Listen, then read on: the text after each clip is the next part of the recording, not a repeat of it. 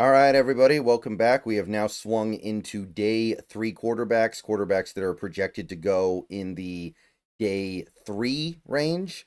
Obviously, we're going to go in rough order, although remember, everything's a projection. So we're going to start with Dillon Gabriel here, who's currently projected to be a late-ish fourth round pick.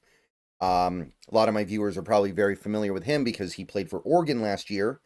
And I'll say that in a quarterback class that has mostly not done anything for me, Dillon Gabriel did some favors for himself at the combine.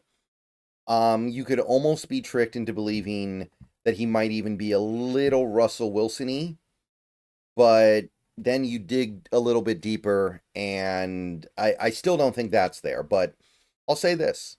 I liked him more than I thought I was going to. I thought he was a pure system QB. I don't think that's necessarily fair anymore. Very, very small. He's a little bit older as well, but I mean, he's sub 6 feet. He's 205 pounds. He's got the smallest arms you'll ever see for a quarterback, pretty much. Hands are a decent size, I guess, but this is a very, very small prospect. And the big boards that he's on, for the most part, have him going kind of in that fourth to maybe fifth round range. The database has him going in the fourth. Big stats the last 2 years, right? Can't say nothing about that. Accuracy went up last year, almost 73%. But remember who he was playing for, right? It was Oregon, and I think the year before it was Oklahoma. So life is easy for you as a quarterback to put up numbers there, comparatively speaking. 60 touchdowns, 12 interceptions. So, hey, he's putting up stats. He is putting up stats. He showed dual threat ability in 2023, less so in 2024, but he has mobility, has the ability to take off and run. Oregon kind of stifled it a little bit. So he doesn't turn the ball over very much. He does have that mobility. And here's the thing, at the combine, he had a better arm than I thought. This is a smaller quarterback. You wouldn't expect a quarterback this small to have a big arm. And he actually kind of flung it around out there. I still wouldn't be super optimistic about his ability to really launch it in the pros, but he did a good job at the combine getting my attention at the very least. He works well from the pocket. He doesn't seem to let his height be a disadvantage in the pocket. He also works well when he's flushed outside the pocket as well, makes plays on the move with his arm and his legs. He can layer throws in well. And as long as you keep things simple and clean in front of him, he's got good accuracy. So I didn't mind what I saw from Dillon Gabriel like I thought I would. But at the end of the day, he's very, very small, and it's hard to get away from that. He rarely tested his arm in actual games. So him being able to fling it at the combine, I know Oregon has their system and they do things their way, but Bo Nix got to fling it a few times. So it is a little bit, at least notable, that he was never asked to fling it like that in an actual NFL game. He is on the older side for a prospect. He was a system QB at Oregon and Oklahoma, I guess. He doesn't really go through his progressions well. He tends to lock on, tries to get it away early in the play. And I don't know, this could be a Baker Mayfield situation where his mobility just doesn't translate to the NFL the way it did in college. That's what kind of happened to Baker Mayfield. So he's limited, but I didn't hate what I saw from him. I think that he could be a decent bridge starter. I think he could be a capable backup. So I'll say fourth rounder. I think fourth round is about fair. I think that's about right for Dillon Gabriel. Um, yeah, a little bit better than I thought. Good job, Dillon. Okay, next up we have Kyle McCord, currently projected to be about a late fourth round pick, right around there. Decent size. In this class, 6'3" stands out. If you're a 6'3" quarterback, you're looking pretty good for this class. Was only on a few big boards. They were kind of all over the place. CBS had him in the fourth, PFF the fifth, and ESPN had him in the seventh. The aggregate has him in the late fourth.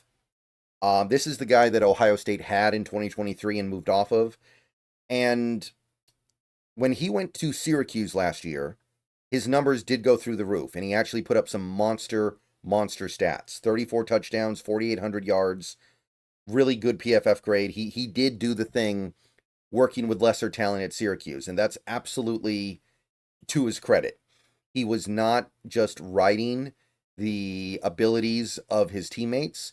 He went to Syracuse, worked with much less talent, and continued to play very well. If anything, he was able to keep up.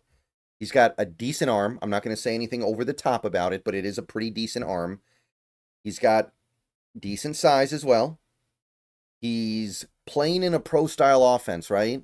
So if you bring in Kyle McCord, he's not going to be completely overwhelmed by what you show him in your offense. He's got experience playing football in a pro-style offense, so you're not going to have to worry about him having complete culture shock.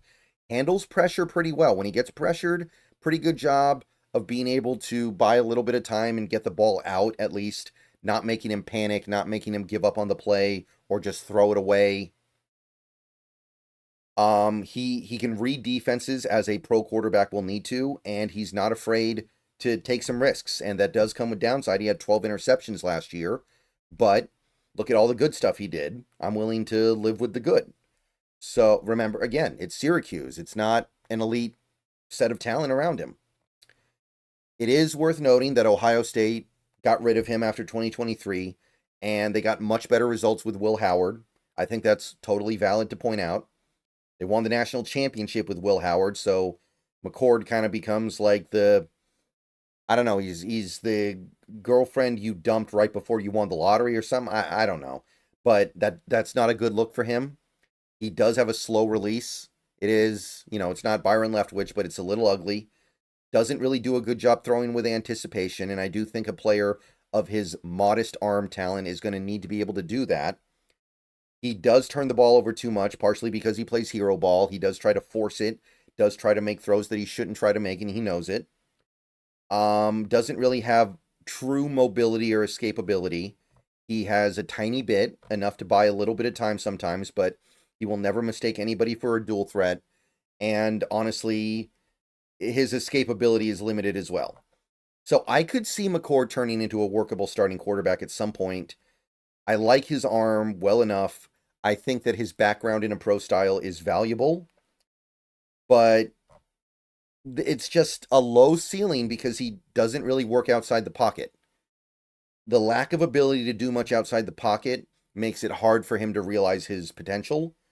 So I'd go 4th round. I think 4th round's fair. I think there's enough to like to say 4th round pick, but I think that he's just kind of limited, and I'm not falling all over myself trying to make this happen. But 4th round, I think, is fair. Okay. We got one more quarterback in this video, and this is a guy who's currently ranked more in the 5th.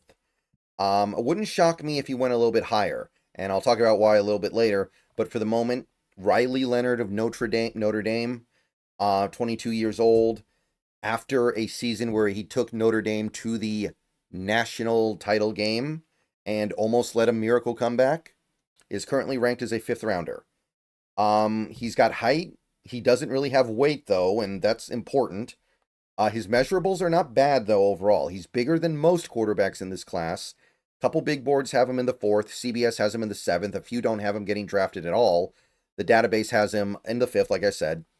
And he's got 2 years of reasonable production, although you pretty clearly see a picture being painted with these numbers of what kind of quarterback that he is. He is a running first quarterback.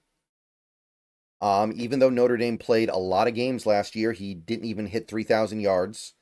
Even though Notre Dame obviously put a good amount of talent around him and allowed him to mostly make the simpler throws on a stacked team, he didn't even get to 67% completion.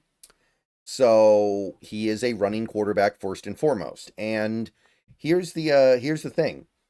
Jalen Hurts just won Super Bowl MVP, and Riley Leonard is kind of like what you hope that Riley Leonard will be what Jalen Hurts is. It's a very similar thing to me. He's scrappy, he plays with a lot of heart, he's very tough, willing to stick his nose in there and scrap for tough yards, willing to run with power, willing to put his body on the line to go get those extra yards. He's got mobility and power. He can run up the tackles. He can scramble on a broken play. He can get outside the pocket and run. He is a legitimate dual threat in the vein of a Jalen Hurts.